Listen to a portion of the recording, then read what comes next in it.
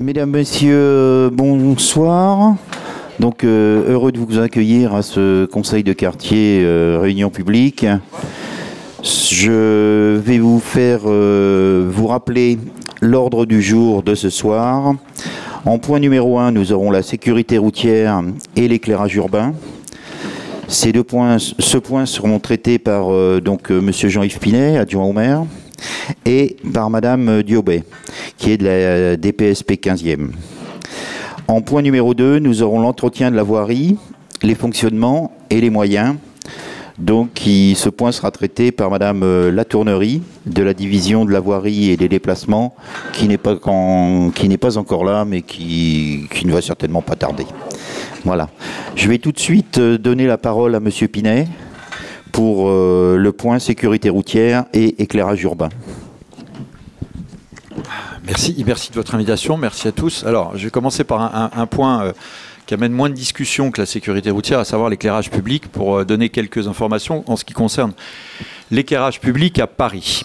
L'éclairage public à Paris, on a souvent tendance à penser que c'est la voirie qui le gère. Non, en fait, Paris est coupé en deux. Et il y a donc deux sociétés prestataires qui gèrent tout ce qui est feu de signalisation et l'éclairage qu'on appelle les candélabres, qu'on appelle plus communément les réverbères. Nous concernant, notre partie à nous, c'est la société qui s'appelle Evesa qui s'en occupe. Donc Evesa, pour le compte de Paris, pose et entretient ces luminaires. Bien évidemment, tout ça est fait sous le contrôle de la voirie qui arrive en la présence de Madame Latournerie. Et donc, effectivement, c'est un maillage complexe. Alors, c'est souvent j'ai des retours en disant il n'y a plus d'éclairage, on est dans le noir complet, parce que c'est surtout ça l'important, le fait que des rues restent éteintes pendant un certain nombre de jours, ou que des feux de signalisation à des carrefours ou à certains endroits de rue ne fonctionnent pas. Donc je vais commencer par la partie éclairage public. Alors, les dysfonctionnements peuvent être nombreux. Ça peut être effectivement, vous savez que tout ça, c'est un maillage, c'est relié, tout est relié à des centraux. Ça s'allume effectivement à une heure bien précise le soir et ça s'éteint le matin à une heure bien précise. Relativement, il peut y avoir... Je dis la normalité, après vous m'expliquerez les dysfonctionnements que je connais. Oui, il y a certainement des candélabres qui sont restés allumés 24 heures sur 24 pendant quelques jours. Voilà, ça fait partie. Ça s'appelle la technique, ça s'appelle le fonctionnement. On peut avoir ça aussi chez soi. Donc, on a ces candélabres, effectivement, qui sont reliés à un certain nombre de centraux. L'arrondissement est coupé en différents secteurs et chaque quartier correspond à un central. Donc, parfois, ce sont effectivement au sein des centraux un certain nombre de fusibles qui peuvent sauter. Hein. On va faire assez simple. Hein. Moi, j'ai vu ces centraux-là. C'est assez complexe pour s'y retrouver. Parfois, c'est dû à des travaux. On est obligé de couper l'électricité de ces candélabres parce qu'il y a des travaux. Je pense notamment lorsque vous avez des travaux sur le gaz. Il faut éviter la moindre étincelle, notamment quand on a des fuites de gaz. Lorsqu'il y a des fuites de gaz et que les terres en dessous, sous vos pieds, sont imprégnées effectivement de gaz, et ben on va éviter les étincelles. Et parfois, quand ces travaux durent, effectivement, vous êtes dans le noir. Alors, je voudrais quand même vous rassurer. Sachez que les pannes longues sont pour la plupart toutes recensées. Je parle sous le contrôle de Madame Latournerie, mais si c'est juste un soir, effectivement, il se peut que l'information passe au travers. En revanche, quand ça dure plus longtemps, les équipes sont à pied d'œuvre, elles cherchent, et parfois, malheureusement, les pannes sont un peu dures à trouver. C'est pas pour le plaisir qu'on laisse les gens dans le noir. Il y a des équipes qui interviennent. Après, il faut juste trouver la panne. Quand il y a effectivement des travaux, alors on n'a pas le moyen, je ne sais pas comment on pourrait faire pour essayer de prévenir tout le monde. On n'a pas le moyen de toquer à toutes vos portes pour dire voilà, cette rue-là va être dans le noir pendant une semaine.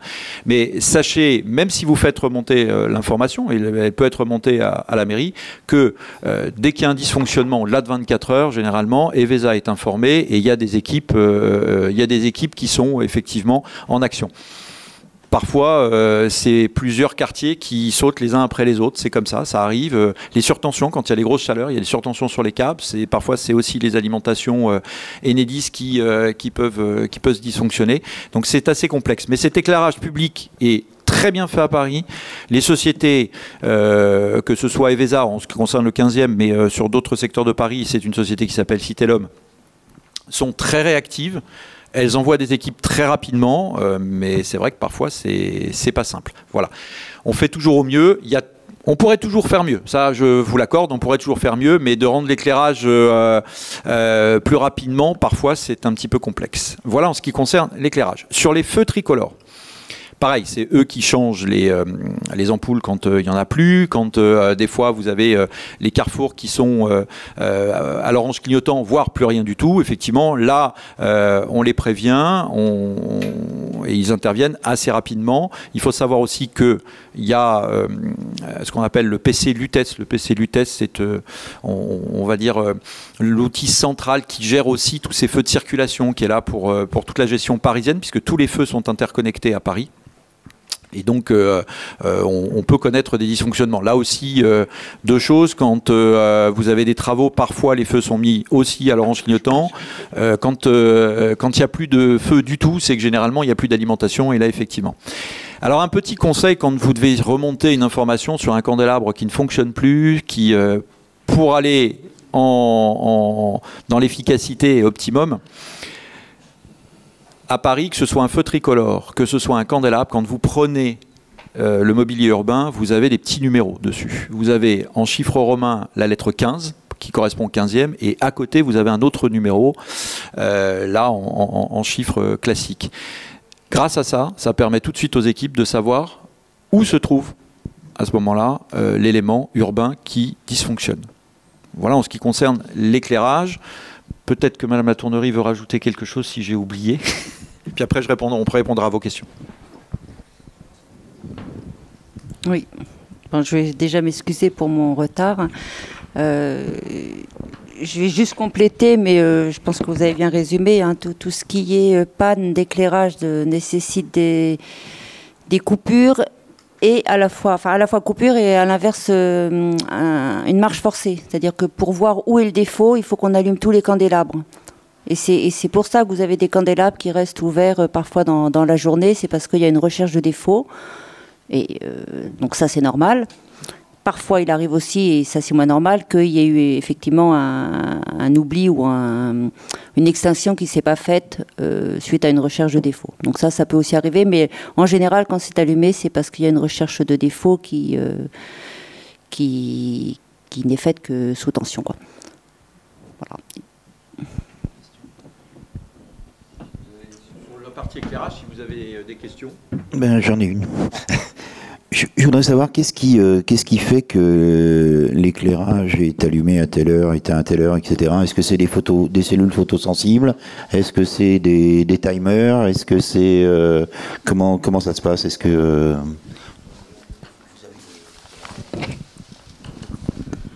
Alors, je ne vais pas rentrer dans la technique très complexe, mais c'est effectivement basé sur ce sont des horloges qui sont on va dire des horloges qui sont basées sur des cellules, mais qui ne sont pas au droit de chaque candélabre. C'est-à-dire il y a quelques cellules dans tout Paris qui vont commander l'heure d'allumage et d'extinction sur tout Paris, quoi. Donc c'est pas une cellule ni par poste ni par éclairage. Et puis dans quelques rues, pour l'instant il y en a une, c'est la rue Antoine Bourdelle, mais ça a vocation à s'étendre. Il y a eu un éclairage qui se module en fonction du passage des personnes. Donc c'est une expérimentation qui a été faite sur Antoine Bourdelle et qui sera refaite dans un quartier du 15e.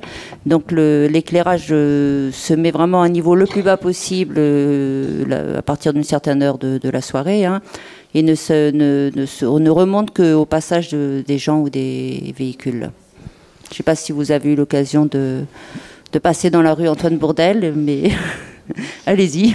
Donc si je comprends bien, c'est une sorte de... Il y a un mode veille qui s'active à partir d'une certaine heure. Oui. Et après, il y a des cellules qui permettent de voir s'il y a du passage piéton, du passage voiture ou autre, ouais, pour passer à un éclairage plus normal, quoi. Normal, oui, c'est ça, oui. Et ça permet d'économiser environ 50% de la puissance normale d'éclairage. Ce qui n'est pas négligeable, enfin, ça ne compense pas totalement pour l'instant l'investissement fait pour mettre ces cellules en place, mais ça a une répercussion sur la consommation d'énergie qui est voulue. Très bien. Alors généralisation, pas encore, mais on va l'étendre. Ça a un coût, bien entendu. Et ben dans le 15e, dans le cadre du budget participatif, il y a eu un programme qui a été voté de ce qu'on appelle les rues intelligentes. Et dans le cadre de ces rues intelligentes, il est prévu d'équiper quelques rues en plus de ce système. On va essayer de choisir, c'est-à-dire que ça ne sert à rien de le choisir parmi des rues qui sont très fréquentées parce qu'il serait constamment déclenché. Donc c'est plutôt dans des rues calmes. En même temps, il ne faut pas non plus qu'on choisisse des rues où un éclairage trop faible générerait des inquiétudes.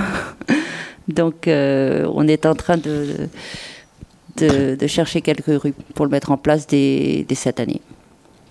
Très bien, merci Madame la Tournerie. Donc on va passer au jeu des questions-réponses. Par contre, auparavant, il y a Monsieur Olivier Rigaud qui souhaiterait intervenir. Donc c'est l'adjoint au maire qui est chargé du quartier Alray-Procession. Merci. Mon intervention entre dans le cadre des questions-réponses. En fait, est-ce qu'on pourrait imaginer à terme, puisqu'on parle de rues équipées avec un dispositif plutôt intéressant et moderne, une télétransmission par réverbère qui permettrait d'avoir un check-up sur l'état de fonctionnement de l'appareil. Et puis, mon collègue Jean-Yves Pinet a oublié un des aspects qui souvent agace les riverains et qui nous sollicite, nous, en tant qu'élus, c'est la remise en état de la voirie après les fouilles. J'ai appris au fil de l'eau que c'était la voirie qui avait en charge la remise en état avec la pose de béton et d'asphalte et non pas Evesa qui, eux, se contentent de faire les recherches, qui peuvent être fastidieuses effectivement, et ensuite qui vont remettre en terre les fouilles. Mais cette remise en terre, peut-être pour des raisons de budget, je ne sais pas, peuvent durer longtemps au point que les riverains ne comprennent pas forcément et s'exaspèrent d'une voirie qui tarde à être remise en état. Alors, pour la première question, l'équipement qui permet de moduler l'éclairage, enfin, les cellules permettent également de renvoyer toutes les informations possibles sur le fonctionnement de l'appareil. Donc ça marche avec.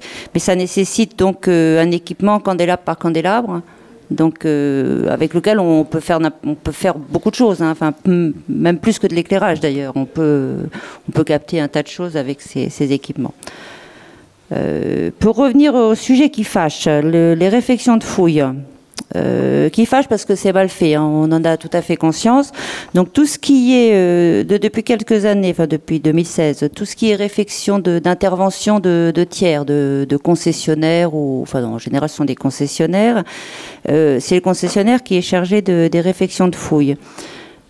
Donc on ne s'en occupe plus et je dirais que c'est dommage parce que s'en occuper c'était les repérer, les réfectionner et puis s'assurer que le travail était bien fait. Donc normalement on est quand même censé les répertorier puisqu'on est censé savoir où interviennent les concessionnaires et puis s'assurer que le travail est bien fait. On est censé le savoir par des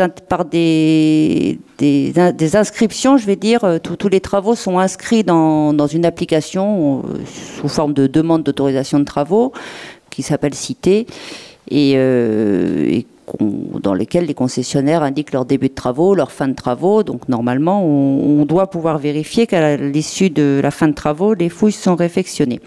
C'est pas toujours, les dates sont pas toujours bien renseignées, il y a des difficultés, mais enfin bon, ça c'est un problème de fonctionnement. Quand il s'agit d'Evesa, il n'y a pas de concessionnaire. Evesa, c'est notre prestataire de service. Donc effectivement, c'est la voirie qui réfectionne, mais qui réfectionne avec l'entreprise. Ça peut être avec l'entreprise Evesa ou ça peut être avec notre bailleur. Et à chaque fois, c'est toujours la même chose, c'est une question d'information qui remonte mal, mais qui devrait mieux remonter, hein. Je suis consciente du dysfonctionnement, qui remonte mal, puisque quand il y a un défaut, Evesa peut intervenir pour rechercher le défaut, et comme c'est souvent dans l'urgence, on n'a pas été prévenu, enfin, le chargé de secteur qui est chargé de réparer derrière l'apprend 8 jours après ou 1 mois après. Enfin, quelquefois, c'est des toutes petites fouilles, donc c'est vrai que ce sont des choses qui passent parfois, malheureusement, à travers les mailles du filet. Mais on ne peut que s'améliorer Et on vous invite bien entendu à nous signaler tous les défauts que vous pouvez constater, en espérant qu'il n'y en aura pas trop, mais via l'application dans Ma Rue. Et même si vous avez l'impression qu'on ne vous répond pas, il faut continuer à le faire. Très bien, merci beaucoup. Je pense que... Donc, avez-vous des questions à propos de l'éclairage public? Je vois Madame Lamontagne qui a une question.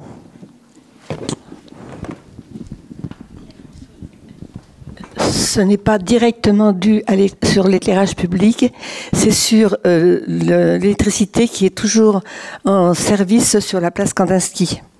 Les plots n'ont pas été mis hors tension et ça favorise l'installation de certaines choses les soirs parce qu'ils ont l'électricité gratuite. Maintenant que le marché n'est plus là, il n'y a pas lieu de... Je vais faire vérifier ça. Merci. Ensuite, Madame Sicot, une autre question? Oui, mais pas sur l'électricité, sur la voirie. C'est un autre sujet. C'est ce qu'on a dit pour refermer. Pourquoi est-ce qu'il s'arrête à un moment dans le milieu? Ça sera un autre sujet pour l'instant. Okay. Donc parlons de l'électricité. Est-ce qu'il y a d'autres questions? Ah, Madame Reims, une question? Est-ce que vous avez l'intention de prévoir quelque chose pour avoir moins d'intensité sur certaines artères qui sont très éclairées? Genre la rue Paul-Baruel, où il y a un très beau jardin. Et pour la biodiversité, on a des éclairages très intenses. Est-ce que vous avez eu vent ou pensé à la question? Je suis ravie de vous entendre parce que je crois que c'est la première fois que j'entends demander à ce qu'on baisse l'éclairage. C'est surtout l'éclairage orange qui était épouvantable. Et je pense que pour les insectes et tout, c'est pas bon du tout. En plus, avec le jardin, ça les calmerait un peu. Alors, ils pourraient butiner tranquille. C'est quoi l'éclairage orange? c'est-à-dire qu'il y a du... Oui, alors l'éclairage, il y a de la lumière blanche et de la lumière jaune. Je pense que vous faites référence à ce qu'on appelle la lumière jaune. Tout ce qui est éclairage, vous l'avez remarqué dans les rues, on a lancé ce qu'on appelle le plan climat qui vise à diminuer la consommation d'énergie. On remplace toutes les sources lumineuses. La plupart des sources sont maintenant plutôt blanches, effectivement. Et alors, je n'ai pas en tête si la rue Paul-Baruel a été faite, mais si elle n'a pas été faite, ça va venir. Et surtout, donc ça sera diminué parce que dans le cadre de la réflexion d'éclairage, on diminue les intensités. Alors avec une nuance, c'est-à-dire que jusqu'à présent, on n'avait pas la même intensité en tout cas, on recherchait pas la même intensité dans les zones 30 et dans les voies qui sont à 50 km/h. Là, on est en train de passer tout en zone 30, donc la différence se justifie plus forcément, mais on va quand même garder de l'éclairage un petit peu plus élevé dans les voies qui sont à plus forte fréquentation. Alors, vous parliez de la rue Paul-Baruel, c'est celle qui est dans le prolongement de la rue Cambronne, si je ne m'abuse, et vous parliez d'un jardin, s'il faudrait que je repère un peu plus. Le jardin partagé. C'est le potager. Et il est à quel niveau de la rue Paul-Baruel? Je me permets de répondre, je suis le président de ce jardin. Donc il est à côté du théâtre, du terrain d'éducation physique au 24 rue Paul-Baruel, là où il y a le tennis. Donc et le jardin est situé face au 19 rue Paul-Baruel. Mais moi j'habite juste aussi en face du jardin. J'ai pas constaté l'éclairage est du même niveau que rue de Vaugirard ou rue Cambronne ou ailleurs. Et je pense pas que ça empêche les abeilles de butiner parce que la nuit les abeilles sont comme moi, elles dorment. Hein, et oui. Donc je comprends pas très bien. Honnêtement, je comprends pas très bien. J'ai juste une question à vous poser. Il y a de l'éclairage dans le jardin ou c'est l'éclairage de la rue, dans la rue? C'est l'éclairage public. Bah écoutez, je regarderai. Et qu'on a le problème, lorsqu'on est au premier étage et qu'on a un lampadaire en face, on l'a en plein dans la gueule. dans ce système-là, et c'est peut-être ça qu'il faudrait peut-être voir à modifier. Oui, donc ça n'a pas grand rapport avec le jardin, finalement. C'était pour situer. Oui, oui, d'accord, d'accord. Parce qu'il y a des tas de gens, bon, notamment cet après-midi, là, je parlais avec une personne qui habite rue Borromée, qui est au 2e étage rue Borromée, et qui me disait, ce lampadaire, je vous passe l'expression, ça commence à m'emmerder parce que ça éclaire ma chambre. Donc il va falloir que j'achète des rideaux occultants. Mais bon, ça oui, c'est comme ça. Hein. C'est ponctuel. Je crois qu'on n'y peut pas grand-chose. Hein. Si, on peut quelque chose, parce que nous étions auparavant, il y a une possibilité d'incliner la lampe et des caches qui permettent d'éviter justement que les voisins qui se trouvent en face en pâtissent. Voilà. Bon, enfin, c'est une réflexion. Maintenant, puisque j'ai le... Oui. Je crois que la première chose que je vais regarder, c'est si l'éclairage a été refait ou s'il est encore à refaire dans cette rue. Puisque j'ai le micro, je vais vous poser une question. Quel est le prestataire qui fournit l'électricité pour Paris ?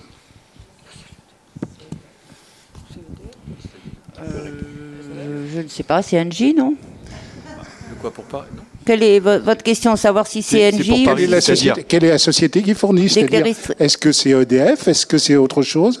Est-ce qu'il y a une concurrence ? Je pense que c'est Engie, moi. Oui, c'est Engie. Oui, je pense. Non, Enedis s'occupe des câbles.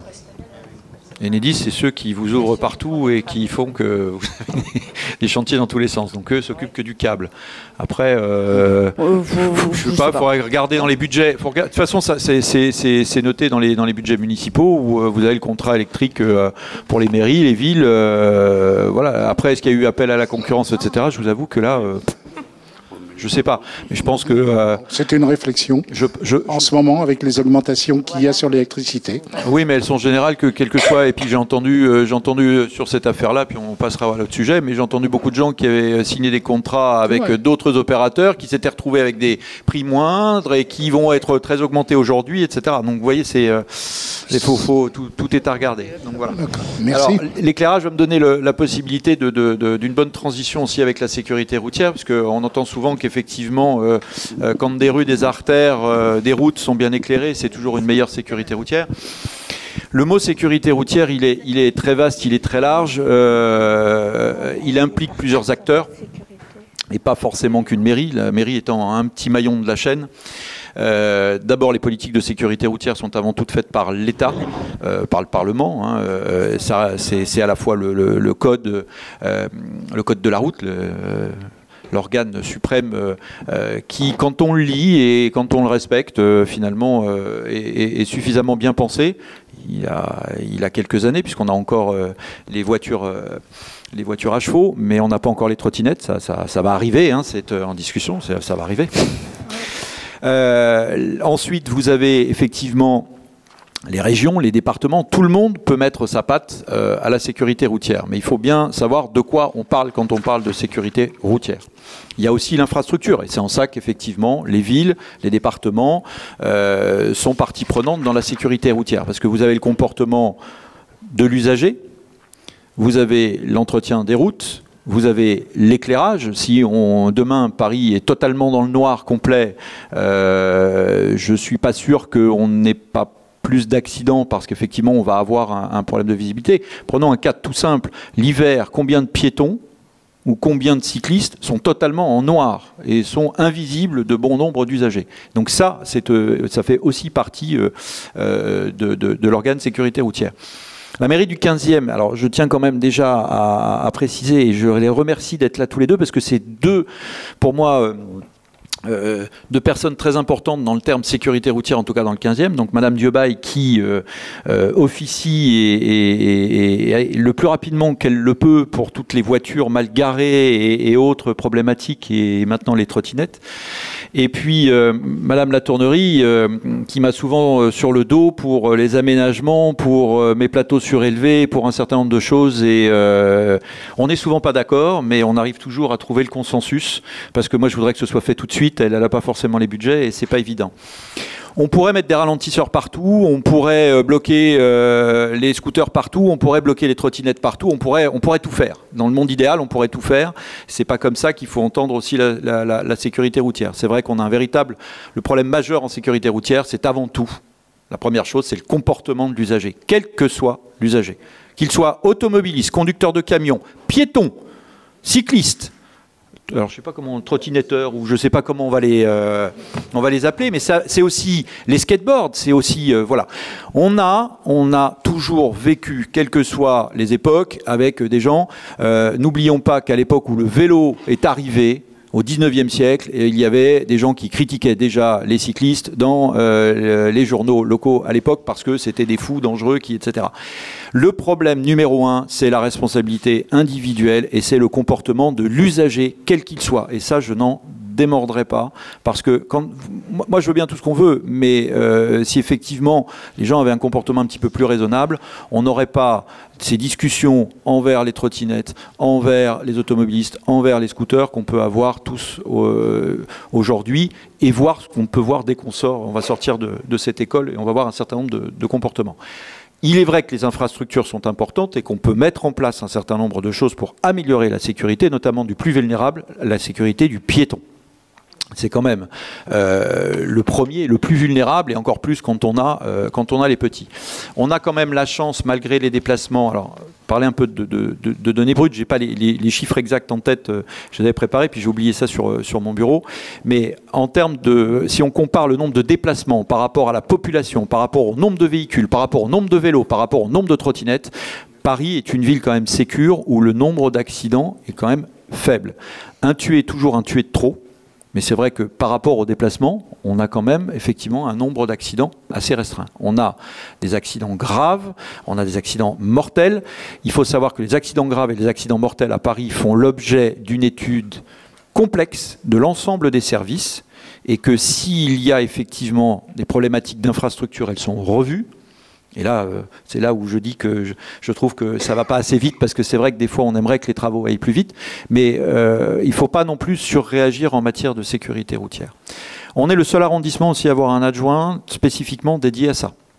Ça n'existe pas dans d'autres arrondissements. C'est vrai aussi qu'à Paris, la culture sécurité routière était une culture préfecture de police. Tout était entre les mains presque de la préfecture de police. La voirie s'occupait de l'infrastructure sous l'impulsion de la préfecture, mais tout était sous autorité de la préfecture de police, qui distribuait les PV et qui faisait les interventions de sécurité routière. Donc depuis peu, nous avons la sécurité routière qui est aussi entre les mains de la municipalité parisienne, en la personne de Madame Diebaille, donc, qui s'occupe du 15e, mais pas que du 15e, 7e et 16e, et donc qui verbalise, on va dire, faut dire le mot, verbalise et essaye de rendre les rues un petit peu plus fluides et plus agréables. Alors certes, sur le stationnement, la livraison, le trottoir, le passage piéton, mais aussi maintenant les trottinettes. En ce qui concerne les autres aménagements, on essaye, alors on parlait de la rue Paul Baruel. La rue Paul Baruel a été une des rues où on a eu des coussins berlinois en dur par rapport aux coussins berlinois très plats en plastique qui ont été montés. Pour l'anecdote, dès l'installation, il y a même eu un scooter qui a fait un vol plané parce qu'en fait, ils avaient été trop abrupts, l'entreprise les avait fait, voilà. Et c'est vrai que c'est important d'avoir de l'éclairage, vous parliez de l'éclairage, mais sur ce type d'aménagement, madame, c'est important d'avoir de l'éclairage parce qu'effectivement, même s'il y a un panneau qui les matérialise, dans Paris, si vous ne mettez pas un éclairage au niveau de ces aménagements, vous les voyez au dernier moment, et ça peut être un danger, y compris pour les cyclistes dans la descente. Disons qu'elle pourrait être réduite quand même légèrement en tant qu'éclairage, parce qu'elle est quand même pas mal éclairée, là où il n'y a pas forcément ni passage piéton, ni passage... Oui, mais de mémoire, je crois qu'ils sont sur les coussins berlinois, votre éclairage. Non ? Bon, alors ce sera à revoir. Ok. Donc voilà. Donc c'est vrai que en matière de sécurité routière, on a tous des histoires et on a tous des anecdotes. Alors, il y a une chose sur laquelle nous on est assez fâchés, la mairie du 15, c'est qu'on avait voulu faire un certain nombre d'expérimentations qui nous ont toujours été refusées par la mairie de Paris. J'estime qu'on doit aller voir aussi ce qui se passe à l'extérieur. Pour ma part, j'estime que Paris, en matière de sécurité routière, en tout cas d'amélioration d'un certain nombre de points, est une ville archaïque. Et je pèse mes mots quand je dis archaïque, il suffit de traverser le périphérique périphérique, d'aller se balader un petit peu en France pour voir que d'autres municipalités font un petit peu bien mieux en la matière que nous. Notamment, on est dans une école, aux abords des écoles. C'est un sujet, un combat. Et dans la sécurité routière, on a aussi les points écoles qui sont tenus. Et ça a été, on pourra en reparler, c'était une mince affaire. C'était pas une mince affaire. On a proposé, par exemple, sur certains passages piétons problématiques, à ce moment-là, d'utiliser des LED bleus, des LED que l'on voit dans beaucoup de villes de France. Le bleu attire l'œil. On le voit, vous allez à Boulogne, vous en avez, vous allez un petit peu n'importe où. Ça nous a été refusé. Ok. Vous avez des petits bonhommes maintenant réfléchissants qui, au niveau des passages piétons à côté des écoles, signalent ça. Pareil, blackboulé. Enfin bref, en matière d'expérimentation, le problème c'est que je peux comprendre que la mairie de Paris dise bah oui, tous les arrondissements vont pas faire n'importe comment et qu'on puisse harmoniser et qu'on nous donne un code. Mais actuellement, on est encore l'une des plus grandes villes, si ce n'est la plus grande ville de France, jusqu'à preuve du contraire, et on fait moins bien que des petites bourgades de 15 000 personnes en matière de signalisation et de sécurité, notamment aux abords des écoles. Voilà. Je pense qu'il y a des endroits plus vulnérables que d'autres. Les écoles, les sorties de parc, là où effectivement on peut avoir beaucoup plus de monde, même quand il y a le marché, il y a des améliorations à faire au niveau des marchés, y compris même sur les feux pour la visibilité. Et là-dessus, je redis encore une fois ce que je pense que la ville de Paris est archaïque sur le sujet parce qu'elle a 25 ans de retard. Autre anecdote, il n'y a aucun stop à Paris. Vous pouvez faire tout Paris, sauf, je ne sais pas, sous le contrôle de Madame la Tournerie, je crois, il n'y en a pas un, ou il y en a un, oui, c'est ça. Dans le 12e, c'est ça? Il y en a un sous la dalle Faber, sous la rue Faber, sous la dalle des Invalides. Ah oui.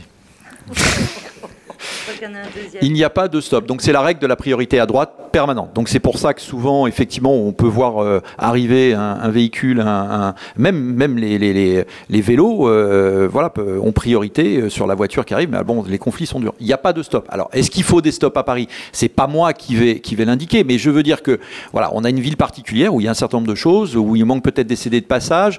Mettre des feux à tous les coins de rue, c'est peut-être pas ça non plus qui va faire. Prenez le cas des radars. On a eu à gérer un radar feu rouge avec Philippe Goujon il y a quelques années de ça, où on voulait nous installer au boulevard Victor un radar feu rouge. Une des artères les plus accidentogènes, et notamment en matière de feu rouge, c'est la rue de la Convention, au carrefour Félix-Faure ou au carrefour... Alors, Vaugirard Convention est équipé, mais Félix-Faure est très accidentogène. On n'a pas pu le déplacer. Alors, ils l'ont pas mis au boulevard Victor, juste pour tourner sur l'avenue de la Porte de Sèvres, là où vous avez tout un amas de voitures avec le tramway, donc là, ça aurait flashé, effectivement. Mais j'appelle pas ça de la sécurité routière. La sécurité routière, c'est effectivement de sanctionner réellement ceux qui commettent des infractions, qui mettent en péril la vie des autres. Et au carrefour Convention Félix-Faure, c'était le cas. C'est souvent qu'il y a des conflits. Heureusement, on n'a plus de décès depuis quelques années, mais il y a souvent eu des conflits. Donc c'est ça aussi la gestion de sécurité routière. Voilà, c'est un sujet qui est très large, très vaste. Je vais m'arrêter là parce que je pense qu'il y a certainement beaucoup de questions, il y a beaucoup de choses à dire et beaucoup à répondre. Donc voilà, je passe la parole. Très bien. Est-ce que, monsieur, vous avez une question? Oui, bonsoir. Je voulais juste vous poser une question concernant la zone 30 qui maintenant encadre une bonne partie du quartier. Ça fait à peu près un an que sa mise en œuvre a commencé, parce que je crois que c'était l'été dernier. J'étais encore assez surpris de constater dernièrement qu'il y a à peu près la moitié des panneaux d'entrée en zone 30 qui n'existent pas et que subsistent toujours au milieu de la zone des panneaux qui ne devraient plus exister non plus, soit pour mettre fin à la limitation à 30 en plein milieu de la zone 30. Il y a des panneaux qui subsistent, soit de façon plus implicite avec des panneaux zone 30, avec des panneaux limités à 30, qui de facto interrompent la limitation à 30 au carrefour d'après s'il n'est pas répété. Donc il en subsiste comme ça des exemples nombreux, qui, y compris dans des rues au niveau des écoles où on a un panneau fin limite à 30. On se demande comment c'est possible qu'un an après on en soit toujours à régler les questions des panneaux qui n'ont toujours pas été mis en place. Voilà. Donc ça expliquera aussi pourquoi on roule à 60 ou 70 dans les rues comme le bas de la rue Falguière ou la rue du Thon en remontant, qui sont de véritables boulevards. Je ne parle même pas de ce qui se passe de l'autre côté du boulevard de Pasteur, dans la rue Falguière, où on se retrouve avec une entrée de route à 30 qui fait 18 mètres. Ce n'est pas vraiment avec des entrées de rue comme ça qu'on peut espérer que les gens respectent la limitation à 30. Alors, sur les zones 30, de toute façon, à terme, normalement, tout Paris sera en zone 30, comme ça réglera le problème des panneaux et on n'aura plus de soucis. Ouais, c'est pas prévu pour là. Hein, on est parti sur du 30 de partout.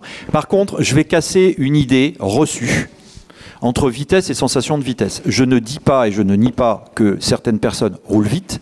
Par contre, c'est souvent qu'on commence, mais quand on m'écrit, les mails commencent par nous sommes sur une autoroute, ils roulent tous comme des dingues. Dernièrement, on a été jusqu'à me certifier que des gens roulaient à 130 km/h sur le boulevard Pasteur. Il y a des comptages de vitesse qui sont faits très régulièrement sur toutes les artères par la voirie. À une époque, alors ça aussi malheureusement, la plupart des conseils de quartier avaient acheté des radars pédagogiques qui fonctionnaient très bien, sauf que pour les installer, c'est un petit peu plus compliqué. Je ne vais pas m'étendre sur le débat parce que ça me fâcherait avec Madame Latournerie encore une fois. Là aussi, on est très archaïque, je suis désolé, très en retard quand ça fonctionne partout, dans n'importe quelle ville. Le fait qu'il y ait une seule équipe avec un chariot élévateur, enfin une nacelle, pour pouvoir faire les 20 arrondissements et installer ces radars, qu'on ne puisse pas les caler en point fixe parce qu'il faut les mettre sur l'électricité des VESA pour les recharger, etc. Donc voilà. Donc, vitesse et sensation de vitesse. C'est vrai que parfois, quand on est piéton et qu'on voit un véhicule se déplacer vers nous, même à 50 à l'heure, et encore plus il est gros, vous avez l'impression qu'il vous arrive beaucoup plus. Il y a des excès de vitesse à Paris, c'est vrai, c'est clair, c'est net. C'est pas une grande majorité. Ceux que l'on voit, la plupart des excès de vitesse sont généralement plus constatés la nuit. J'ai un record de vitesse, effectivement, rue de la Convention. J'ai une donnée à 120 km/h rue de la Convention. Probablement une moto qui a pris tous les feux. Voilà. Mais la différence entre, si vous voulez, on fait le test juste après avec ma voiture, je vous arrive à 49 dans la rue du Tau ou dans la rue Falguière si vous voulez, et vous verrez que le déplacement, en plus avec le bruit du moteur, vous donnerez l'impression que je roule à 70. Mais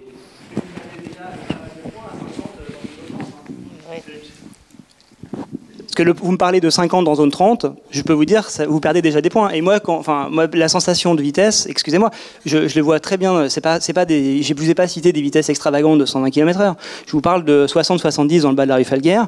Je roule à vélo. Qui est une zone 30. Oui, qui est une zone 30. Et je roule à vélo, je connais ma vitesse, et je sais très bien quand on me double et que je vois à peine passer la voiture, je sais bien qu'elle ne roule pas à 35, vous voyez. Donc, et quand on parle de zone 30, on parle aussi de double sens cyclable. Vous nous avez aménagé des doubles sens cyclables qui sont parfois plutôt généreux, comme rue Falguière par exemple. Et je peux vous dire que sur le bas de la rue Falguière, quand les voitures arrivent en face, vous voyez bien qu'elles ne roulent pas à 30 quand elles vous passent à 2 cm du coude. C'est un problème de comportement. La voiture qui vous passe à 2 cm du coude, c'est un problème de comportement. Non, parce qu'elle arrive en face, elle est au milieu de la chaussée, elle roule au milieu de la chaussée, donc elle est contre la bande cyclable qui remonte, et résultat, elle frôle les cyclistes en passant à la vitesse à laquelle elle roule, et en général, c'est assez rapide. Y compris quand le feu est rouge, 25 mètres plus loin, de toute manière, elle ne freinera qu'au dernier moment. Donc, non, mais je crois.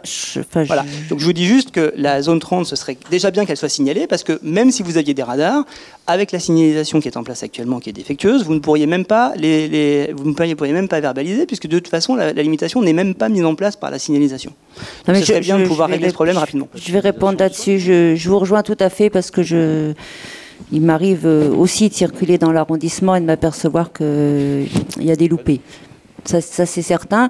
Donc là, c'est pareil. Je vous demande, si vous en avez la possibilité, de ne pas hésiter à faire remonter tous les panneaux qui vous semblent complètement incongrus. Si ça peut être constructif, moi, je prends. J'ai vu, ils ont été remontés. J'ai d'ailleurs eu des retours qui disent ça va être traité, mais ça fait déjà 8 ans. On les a tous recensés pour vous. Ah. Vous essayez de vous mâcher le travail. Bon, écoutez... Je vais revoir ça effectivement, mais je me suis rendu compte aussi en circulant dans le quartier il n'y a pas si longtemps qu'il y avait des choses très curieuses, ou des panneaux interdits sauf cyclistes, alors que la piste cyclable n'est pas le contresens a été effacé pour des travaux. Enfin bon, il y a des loupés, voilà. Je préfère le reconnaître que de vous dire non, c'est pas vrai, je l'ai vu. Vous nous retransférez la liste par mail, on pourra prendre le point par rapport au Paris dans ma rue, puis regarder. Ouais. Concernant la vitesse ressentie, je dirais, il y a quelques années, ce conseil de quartier avait fait mettre en place un radar pédagogique Donc il se trouvait à l'angle de la rue Paul Baruel et de la rue Sainte-Félicité. J'avais l'impression, habitant rue Paul Baruel, j'avais l'impression que les voitures roulaient à une vitesse folle, dépassaient les 60, voire 70. Et au dépouillement des informations, on s'est aperçu, il y avait peut-être une ou deux voitures qui dépassaient le 50, mais c'était tout. Elles étaient toutes inférieures à 50. Je vous entends tout à fait sur ces questions de vitesse. C'est juste que la raison pour laquelle la limite est passée à 30 de plus en plus partout, parce qu'à 30 on survit, à 50 on meurt. Donc 50 c'est déjà trop en fait. Bien sûr, bien sûr. Non. Alors, on va reprendre un peu dans l'ordre. À 60, on mourrait. À 50, on est blessé grave. Et effectivement, mais même à 30, quand vous êtes percuté à 30, ça dépend qui vous êtes. Et pour un petit, c'est pas bon non plus. Donc, on va pas, voilà. La zone 30, elle s'entend avec effectivement, il faut partager cette rue. Et effectivement, avec le mixte entre piéton, vélo, trottinette et le contresens vélo, si vous laissez une rue à 50, effectivement, ne serait-ce que, même si on a de la largeur, imaginez le déplacement d'air peut vous amener à trébucher du vélo. Donc effectivement, alors qu'à 30, c'est beaucoup plus souple, etc. Il y a des endroits, effectivement, les rues sont tellement petites, en plus, ça passe difficilement, donc il vaut mieux que ça arrive. Quand vous avez des camions, quand vous êtes face à des camions, c'est quand même mieux. Juste paradoxalement, en fait, ça se passe plutôt mieux quand il y a moins de largeur. Voilà. Je vous le dis parce que c'est comme plus il y a de largeur et plus les gens roulent vite et plus ils roulent de toute façon au milieu parce qu'ils ne vont pas se mettre au bord du trottoir pour circuler. Donc quoi qu'il arrive, on est parfois surpris. Je vous invite vraiment à faire le test. Regardez où roulent les voitures. Allez, je vais voilà. Alors le test, je vais vous dire. Non seulement j'utilise mon vélo, ma femme est infirmière libérale et fait ses tournées à vélo. Donc je vais vous dire, à la maison, j'entends parler des contresens et du reste en permanence. Donc le vélo, je connais bien. Donc j'ai pas besoin de faire le test. Et je me suis retrouvé aussi en face avec des abrutis en voiture et aussi des soucis avec des deux roues motorisées. Donc non, mais je vous comprends. Sur les panneaux, on va entendre. Voilà. Par contre, vous savez qu'il y a le doublage, marquage au sol et panneaux parfois. Donc c'est pour ça où il faut vérifier parce que il y a beaucoup de marquage au sol zone 30 sur certaines zones. Mais ils sont pas réglementaires tous. Donc c'est un vrai problème. Après, sur les panneaux, j'ai aussi mon opinion. Je vais vous dire, des fois, dans Paris, on a beaucoup trop de panneaux et on voit plus rien. Et de toute façon, vous y prêtez pas attention puisque vous devez faire attention à tout. L'exemple, c'est le tunnel du quai André Citroën. Citez-moi les 6 panneaux d'interdiction à l'entrée du quai Citroën. On quasiment tous. Donc ça, c'est bon. Question à poser concernant les voitures dans Paris qui roulent en feu de croisement. Moi, je ne comprends pas l'utilité. Pour les passages piétons, je trouve qu'ils ne sont pas bien éclairés. Et les vélos dans tous les sens, les pauvres piétons ne savent plus comment traverser. Et puis surtout, rappeler la priorité à droite, rue Mathurin-Régnier, rue du Thau. Je ne vois jamais une voiture ralentir à ce niveau. Et il y a eu un accident avec un scooter. Alors, on va commencer par la dernière. Qu'est-ce que vous entendez donc on est d'accord que quand on arrive de Mathurin-Régnier, il y a une priorité par rapport à ceux qui arrivent de Duthau. Il y a une pharmacie qui fait le coin de la rue Mathurin-Régnier et de la rue Duthau. Et il n'y a aucune voiture qui ralentit pour la priorité à droite. Oui, mais qui ne ralentit pas? C'est ceux qui arrivent de la rue du Thau. Oui, mais alors, vous prenez toutes les rues, c'est ce que j'expliquais. Dans Paris, si vous voulez, effectivement, vous avez beaucoup de gens qui oublient la priorité à droite et qui sont surpris quand une voiture leur arrive sur la droite. Moi, justement, j'avais demandé à un moment donné qu'on fasse une sorte de panneau pour rappeler cette priorité à droite à ce niveau. Mais bon. Le problème, madame, c'est que, vous voyez, je rejoins ce que je disais tout à l'heure. Si vous rajoutez des panneaux tout le temps partout, vous devez faire tellement attention à tellement de choses. Ou alors faire une sorte de clignotant, je ne sais pas, moi, quelque chose. Alors. Je peux répondre. Paris est une grande ville et on essaye d'avoir un traitement homogène justement pour ne pas prioriser des dangers par rapport à d'autres. C'est la raison pour laquelle il n'y a aucun stop, c'est qu'on ne veut pas que les gens se demandent si à telle rue, à telle intersection, ils sont prioritaires et à d'autres non. Oui, donc la priorité à droite, elle est généralisée partout. Y compris sur les ronds-points, contrairement à beaucoup de ronds-points au sens giratoire, je ne sais plus quel est le bon terme. C'est priorité à droite partout. Ce sur quoi on travaille le plus dans les aménagements, c'est à dégager ce qu'on appelle la covisibilité. On peut imaginer que les gens ne cèdent pas la priorité parce qu'ils soit ils sont pas du quartier, ils s'attendent pas à avoir une rue qui débouche ou ils savent pas, mais donc il faut absolument qu'ils la voient. Et c'est là-dessus qu'on travaille. C'est là-dessus d'ailleurs on va davantage travailler en installant de plus en plus du stationnement vélo en amont des passages piétons, en amont des intersections pour dégager la covisibilité quand il y quand il y a du stationnement. Les vélos dans tous les sens et les piétons, ça fait pas très... Oui. J'ai failli me faire écraser par un vélo, hein, parce que j'avais regardé d'un côté et j'avais oublié de regarder de l'autre. Eh bien, le bonheur, c'est que vous n'ayez que failli. Et que non, mais je crois que c'est pas encore complètement inscrit dans les mœurs qu'il y a des vélos qui viennent dans les deux sens, mais ça va venir.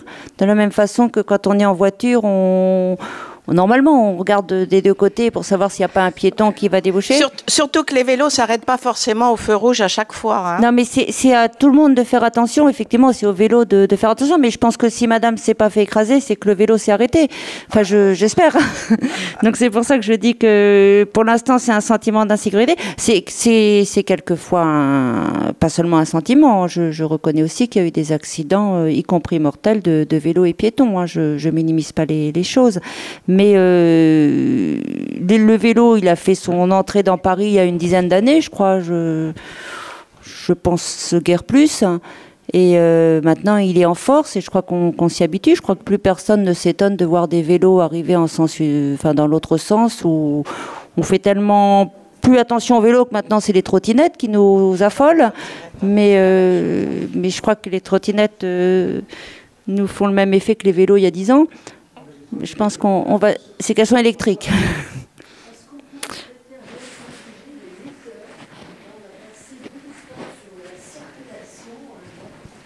C'est l'objet de la réunion, madame. Non. Alors, avec votre permission, je vais intervenir brièvement. Il me semblait qu'à une époque, le piéton était prioritaire par rapport à la voiture. Ne pourrait-on pas imaginer que le piéton soit prioritaire, y compris avec ses autres modes de déplacement, vélo, trottinette? Et puis une suggestion qui pourrait être testée, qu'on voit dans certaines villes de province, je l'ai observé notamment à Charny-Auret-de-Puisay. On a des villes où il y a des écoles et pour inciter vraiment les gens sur des axes assez longs où il n'y a pas de feu rouge à s'arrêter, eh bien vous avez des feux qui sont équipés de caméras et qui détectent un véhicule au loin et qui vont inciter qui va passer au rouge parce qu'il a détecté le véhicule et donc ça ralentit de façon drastique la circulation et ça pourrait être imaginé à proximité d'écoles plutôt que de faire des aménagements très coûteux de surélévation de chaussées. Qu'est-ce que vous en pensez ? Alors, je vais répondre sur une petite notion de droit. Le plus vulnérable est le prioritaire. C'est-à-dire que le piéton qui est considéré comme le plus vulnérable vis-à-vis d'une trottinette, vis-à-vis d'un vélo, vis-à-vis de quelqu'un en scooter, etc., n'importe quoi, c'est pas simplement pour la voiture, c'est pour tout le reste. Quand un vélo percute un piéton, en matière civile, de toute façon, celui qui a tort, c'est le vélo. Ça va même plus loin, c'est que les lois Guesso et Badinter disent que un piéton qui traverse même en dehors des clous, qui est renversé, je ne parle même pas de ce qu'il renverse, mais qui est renversé par un objet circulant sur la voie de circulation, c'est cet objet circulant sur la voie de circulation qui est en tort. Voilà. Et c'est vrai qu'en plus aujourd'hui, avec les smartphones collés à l'oreille, c'est d'autant plus compliqué, c'est que effectivement, on le fait tous, hein, ça m'est même arrivé, même sur un passage piéton, d'être tellement absorbé que voilà, donc on fait tous aussi des erreurs. Donc là-dessus, la loi elle est très claire, le prioritaire, l'ultra prioritaire, c'est le piéton. Malheureusement, en cas de choc, c'est souvent lui qui prend plus cher. Voilà. Le vélo doit céder le passage, comme la priorité aux piétons à la traverse piétonne, quel que soit le véhicule qui arrive, que ce soit un vélo ou autre chose, on doit laisser la priorité aux piétons. Et c'est rappelé, ce sera rappelé encore, je crois, c'est reprécisé dans la loi mobilité qui est en débat au Parlement. Donc ça là-dessus, il y a même pas discussion. Sur le reste. L'aménagement de feux rouges. Ça se discute. Moi, je pense que les feux sont plus générateurs de comportements insécuritaires. C'est-à-dire que la personne qui a le feu vert, que ce soit le piéton ou l'automobiliste ou le vélo, considère qu'il doit passer, même quand il tourne. Alors que faire des aménagements qui forcent les véhicules à ralentir, ça je trouve que ça donne davantage la priorité justement aux piétons. En fait, je pensais à plusieurs écoles qui sont rue Olivier de Serres ou rue Danzig.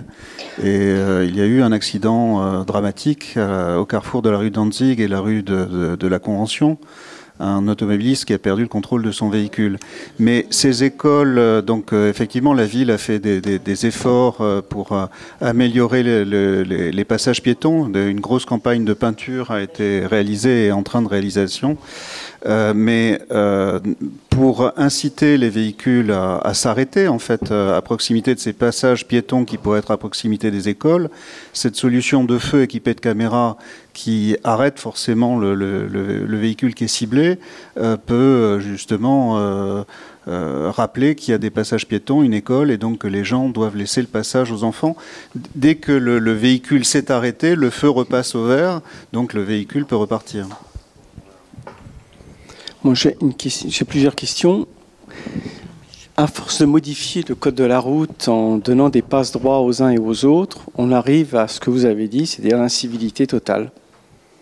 C'est-à-dire qu'on a le droit de rouler en contresens, on a le droit de griller un feu, on a le droit de tourner quand on veut, c'est autorisé dans un carrefour, on l'applique à tous les carrefours. Moi, en tant qu'automobiliste, j'ai constaté cette transgression augmenter. Ça, c'est le premier point. Le deuxième point, c'est pour madame. Je voudrais savoir quel est le taux de verbalisation des incivilités par rapport à quelqu'un qui met sa voiture à l'arrêt et qui ne dérange personne et qui ne tue personne par rapport à toutes ces incivilités. Mais c'est fou ce qu'on voit dans Paris. Vous ne pouvez pas vous imaginer. L'incivilité, elle est totale. Je veux dire, vous avez la rue Le Courbe en sens interdit, que les voitures empruntent, que les motos empruntent, que les vélos empruntent. Je veux dire, c'est effrayant. L'incivilité. Actuellement, c'est le règne de Paris. On parle des poubelles, on parle de tas de choses. Moi, je pense que le plus gros problème, c'est l'incivilité. Alors, je voudrais savoir, par rapport aux recettes que vous avez, qui sont un peu l'objectif quand même de la municipalité, quel est le taux de pénalisation des automobilistes par rapport à toutes les autres incivilités? Je vous remercie.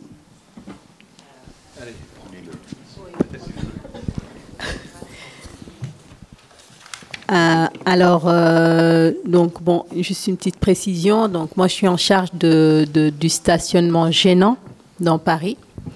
D'accord. Donc en tout cas dans le 5e, le 15e et le 16e. Donc là, je vous ai apporté, c'est bien, je présentais votre question.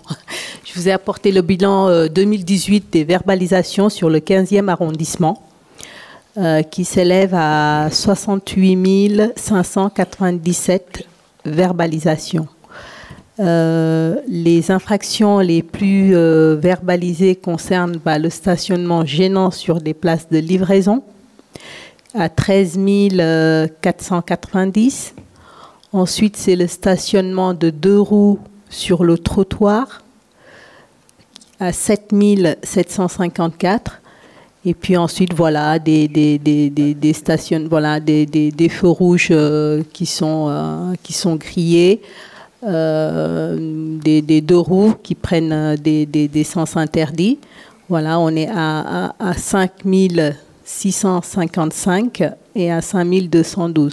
Donc, la ville de Paris a récupéré le stationnement gênant depuis le 1er janvier 2018.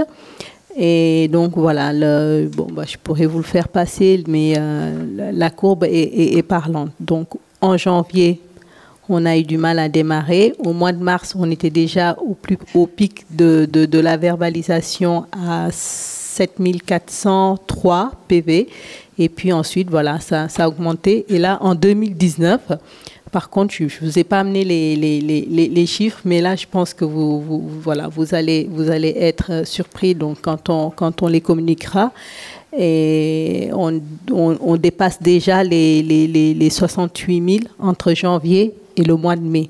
Sachant qu'aujourd'hui, sur les trottinettes, dans le 15e, on organise des opérations une fois par semaine dans l'arrondissement. Voilà, et on fait par conseil de quartier. Donc dernièrement, on a fait sur la rue de la Convention, on était à 48 PV de trottinettes. Et la semaine prochaine, donc le 14 juin, on sera sur le secteur Gare Montparnasse Et voilà, donc on essaie de faire au mieux en balayant chaque conseil de quartier. Donc voilà. Je ne sais pas si j'ai répondu à votre question. Les 48 verbalisations. Oui, alors il y a trottoir et il y a le stationnement des trottinettes sur le trottoir et circulation aussi des trottinettes sur voilà. On fait des opérations pour les deux types de... J'ai une question, s'il vous plaît. Donc, vous avez dit qu'il y avait eu 48 verbalisations pour les trottinettes sur le trottoir. C'est le stationnement ou la circulation des trottinettes? Alors, les deux. C'est-à-dire que, voilà, on a un équipage qui s'implante. Et ça couvre quelle période de temps? Alors là, c'était en 1 heure, de 17h à 18h. En 1 heure. Alors on tourne, on alterne. Alors ils se sont rendus compte, apparemment il y a une étude qui a été réalisée sur tout Paris par une société que je ne saurais dire le nom, qui démontre que le taux de circulation de trottinettes dans Paris se situait entre 15h et 16h. Voilà, donc partant de ces résultats-là, nous essayons d'organiser nos opérations en fonction de ces horaires-là. D'abord aux alentours des écoles, bien sûr, et puis ensuite sur des axes très fréquentés pour essayer de sécuriser au maximum. D'accord. Si vous voulez augmenter le quota, moi je vous invite demain matin à l'angle de la rue de Vaugirard et de la rue Borromée. On reste 1 heure ensemble et vous pourrez verbaliser une vingtaine de trottinettes qui circulent sur le trottoir. Hein. Donc là, vous augmentez les stats. À partir de quelle heure? À partir de 9 heures. Hein. À partir de 9 heures. Bon, c'était pour la petite histoire. Hein. Alors, ce sont les agents de sécurité de Paris, les ASP. D'accord. Bien sûr, la police a compétence, mais voilà. Mais je pense qu'aujourd'hui, la police, sachant que la répression est passée à la ville de Paris, se concentre sur d'autres missions beaucoup. Voilà. Très bien. Bon, je pense que... Alain Oui. Attends, s'il te plaît. Ah oui, tu avais une question? Parce que je voulais justement te donner la parole pour le... Ça, c'est... D'accord, vas-y alors. Oui, bonsoir madame. Donc si je comprends bien, les verbalisations se basent sur la charte que la ville de Paris a signée avec les prestataires des trottinettes, donc sur les montants de verbalisation des 135 € et des 35 € en fonction de la circulation et du stationnement des trottinettes. Alors, c'est complètement différent. Pas encore. Voilà, pas encore. C'est-à-dire que nous, aujourd'hui, en tant que service en charge de la répression de tout ce qui est gênant sur le, comment dirais-je, pour la sécurité routière des piétons, on a un code NATINF qui existe dans le code de la route. Voilà, je vous en cite un qui est, voilà, voilà. Voilà, c'est je ne me retrouve plus. Voilà, c'est la circulation interdite d'un véhicule motorisé sur la chaussée. D'accord. Voilà, donc, et moi, à ce titre-là, sur le trottoir, pardon. À ce titre-là, les ASP verbalisent. C'est-à-dire qu'on n'a pas besoin d'une directive qui arrive de la mairie de Paris pour dire aux ASP, voilà, non. Alors, les piétons sont en danger, les ASP interviennent. D'accord, donc dans ces cas-là, vous pouvez et vous y incluez aussi la circulation des vélos sur les trottoirs, des vélos... ça existe depuis longtemps, oui. Voilà, scooters, etc. Ah bah oui. Oui, ça c'est là, à la limite, le vide juridique qui existait, c'était vraiment par rapport aux trottinettes. Voilà. D'accord. Donc là, c'est les trottinettes électriques qui sont verbalisées, parce qu'ils peuvent rouler jusqu'à 35 km/h. Donc pas les trottinettes non électriques, pour l'instant. Non électriques, non. D'accord. Par rapport à ce qui se fait aujourd'hui, est-ce que vous avez une idée d'une montée en puissance par rapport aux verbalisations? Parce que ce que vous faites aujourd'hui, on l'a entendu, c'est 1 heure. Est-ce que... 1 heure par créneau horaire sur plusieurs conseils de quartier. D'accord, mais ça fait... par conseil de quartier, ça fait 1 heure. Donc c'est très bien pour démarrer, il n'y a pas de souci, mais est-ce qu'il y a une montée en puissance qui est imaginée pour essayer de calmer ce qui se passe aujourd'hui avec notamment les trottinettes? Mais bien sûr. Exactement. C'est pour ça qu'au début, il n'y avait pas du tout de verbalisation. Là, on a commencé depuis le mois d'avril.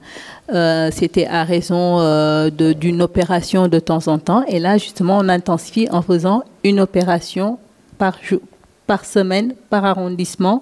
Et avec sur toute une journée, voilà, de temps en temps, pendant 1 heure, ils sont à Vaugirard, ensuite ils se déplacent, ils vont en convention pour aussi essayer de toucher pour sécuriser tout le monde. On ne peut pas rester juste implanté. Voilà. Merci. C'est un peu mettre en place la peur du gendarme, quoi, pour entre guillemets.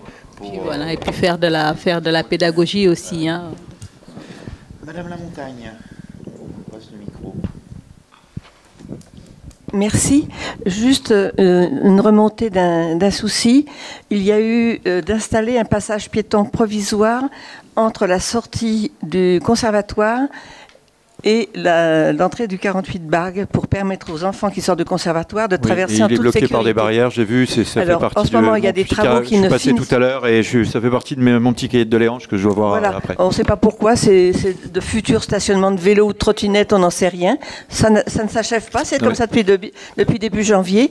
Et le passage piéton est tout abîmé. Travaux ou pas travaux, ça, on va mettre ça de côté. C'est-à-dire que les barrières qui empêchent effectivement le passage piéton d'être totalement libre pour les piétons n'a pas à l'être. Là, il y a une erreur, et en plus, c'est des barrières rouges et blanches qui n'ont rien à voir avec ce qui est autorisé à Paris. Donc là, il y a mais ça, ça fera partie d'un contrôle demain qui sera fait, puis on regardera s'il y a quelque chose. Les stationnements vélos vont monter jusque-là ? Il y aura de plus en plus. Vous savez, sur le stationnement, il faut partir d'un principe simple. De plus en plus de places de voitures, même si parfois on essaie de s'opposer avec Philippe Boujon de manière à pas tout supprimer non plus. Hein, mais il y aura il y a un transfert à faire. De toute façon, les vélos, il y en a de plus en plus. Les 2 roues motorisées, déjà, c'est compliqué. Donc fatalement, il va falloir faire de la place. Et c'est vrai que là, je rejoins Madame la Tournerie en matière de sécurité routière et de visibilité, mais pas simplement pour l'automobiliste, pour le piéton lui-même. Le stationnement. Et il y a, je rappelle 2 choses, dans le code de la route. Alors, monsieur parlait du code de la route en disant c'est le code de la route qui devient... Non, je pense que le code de la route est assez bien fait, et si tout le monde le respectait, on n'aurait pas ce genre de choses, parce que je rappelle une chose, quand les gens ont le droit de tourner à gauche ou à droite sur un feu rouge, ils le sont autorisés par le code de la route, mais quand il y a une signalisation bien précise, pas tout le temps, ils n'ont pas le droit d'aller tout droit. Quand ils commettent les infractions, ils les commettent au même titre. Mais voilà.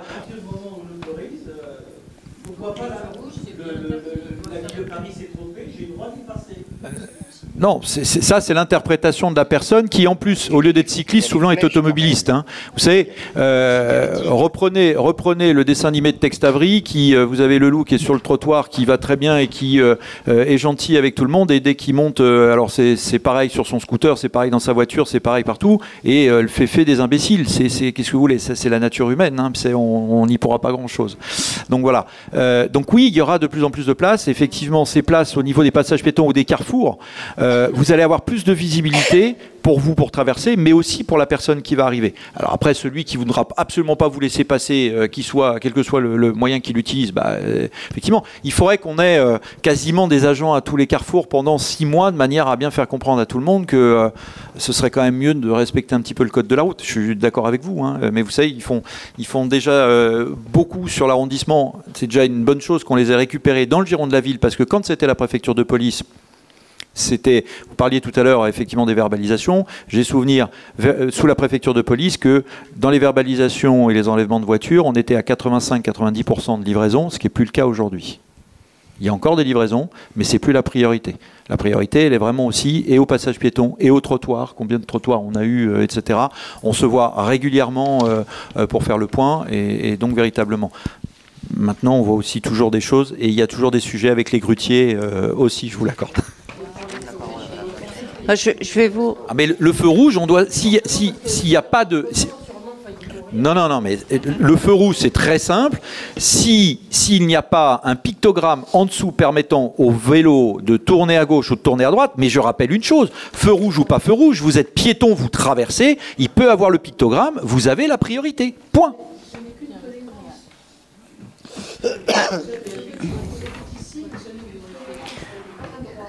Voilà. Alors, je vais répondre.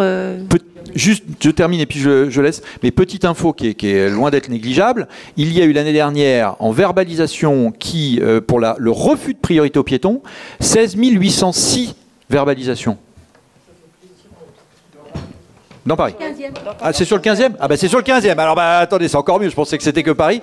16 000. Donc, vous voyez, de tout le monde. De tout le monde. Quand on entend refus de priorité aux piétons, c'est tout véhicule. Vous êtes sur le passage piéton, quelqu'un vous passe devant, c'est du refus de priorité aux piétons. Comment? Non.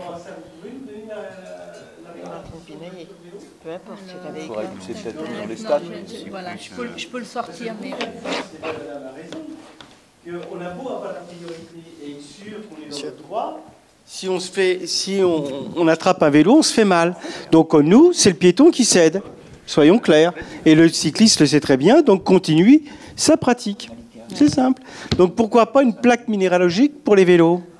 C'est ubuesque? Non, pas du tout. Non, mais Très bien. Le vélo n'est pas un ennemi. Hein. C'est pas une histoire d'un ennemi. Le vélo n'est pas un ennemi. Le vélo doit laisser la priorité aux piétons. Mais moi, je suis piéton, automobiliste et cycliste. Ce que je n'accepte plus, c'est l'incivilité. Et il faut arrêter cette incivilité. C'est tout. Très bien. Nous allons maintenant passer quand même au sujet suivant de l'ordre du jour parce qu'il est 20h15. Donc ça concerne l'entretien de la voirie, les fonctionnements, les moyens, etc. Et donc là, je vais passer encore la parole au spécialiste, le même, Monsieur Pinet. Je pense que Mme la Tournerie sera beaucoup plus spécialiste que moi. C'est un sujet complexe, l'entretien de la voirie, son fonctionnement et ses moyens.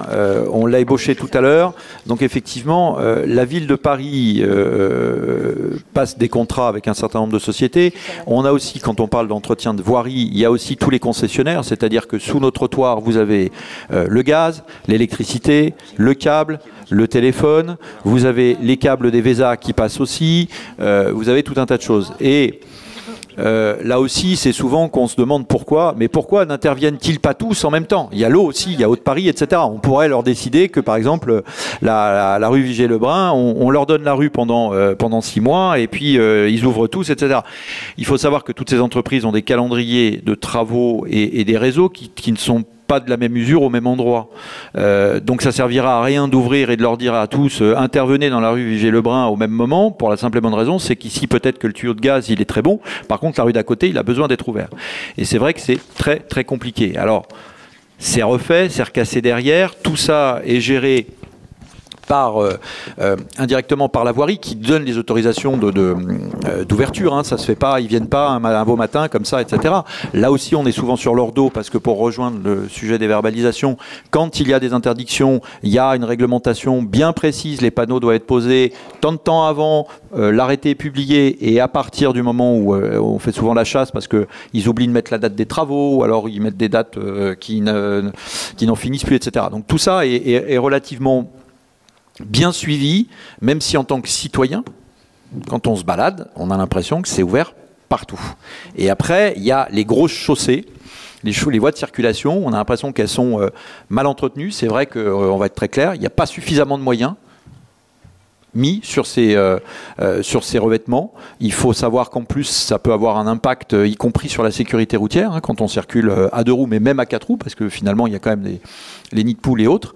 Tout ça, ça vient aussi, les nids de poules, on a eu des hivers, on a mis du sel, donc il ne faut pas qu'il y ait de gel parce que personne ne veut glisser, donc on met plus le chaud, le froid, etc. Le macadam travaille, et tout ça amène effectivement des chaussées qui sont de plus en plus abîmées et qui sont de moins en moins bien refaites, ou quand elles sont refaites, il faudra les refaire plus souvent, et il n'y a pas les budgets suffisants de ce côté-là. Donc ça, c'est l'état général de nos rues. C'est pas satisfaisant, c'est un gros point noir, c'est clair, c'est un gros point noir. On le dit souvent avec le maire, mis à l'amende la ville de Paris. C'est une gestion complexe, la voirie. C'est pas le tout de faire des grands travaux tout le temps, il faut aussi entretenir. Voilà, c'est une problématique. Mais par contre, sur les concessionnaires, effectivement, là, je voulais quand même dédouaner un petit peu la voirie du 15e. C'est très compliqué d'essayer de faire intervenir tout le monde en même temps et de suivre les chantiers parce que c'est loin d'être simple. Je vous passe la parole sur le côté plus technique des travaux, en tout cas de ce conseil de quartier. Oui, alors je ne vais pas rentrer complètement dans le détail. Il y a deux sources de financement pour l'entretien des chaussées et trottoirs. C'est le budget d'investissement qui est voté, disons, pour l'année N+1, enfin, qui est conçu pour l'année N+1 en général. Aujourd'hui, on est en train de regarder le budget 2020. Donc, en fonction de l'état actuel, on programme le budget 2020.